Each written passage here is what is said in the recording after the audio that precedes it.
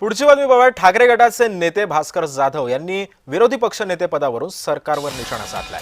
पहिल्यांदाच असं होतंय की दोन्ही सभागृहामध्ये विरोधी पक्ष नेताच नाहीये. घटनात्मक पद असून सुद्धा विरोधी नेता नाहीये, पण कायद्यामध्ये नसताना सुद्धा दोन उपमुख्यमंत्री आहेत असं म्हणत भास्कर जाधवांनी मात्र टीकास्त्र टाकलं. पाहूया.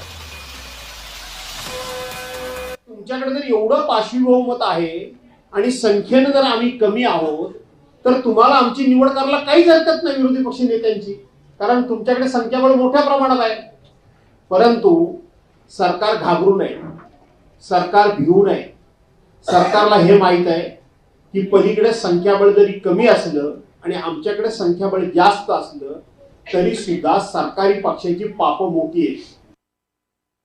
विरोधी पक्ष नेतेपदी घटनात्मक पद आहे आणि ते जर घटनात्मक पद आपण जर त्या ठिकाणी त्याची नेमणूक केली तर आपली अनेक पाप ही बाहेर येतील आणि ती येऊ नयेत. आज दोन उपमुख्यमंत्री आहेत.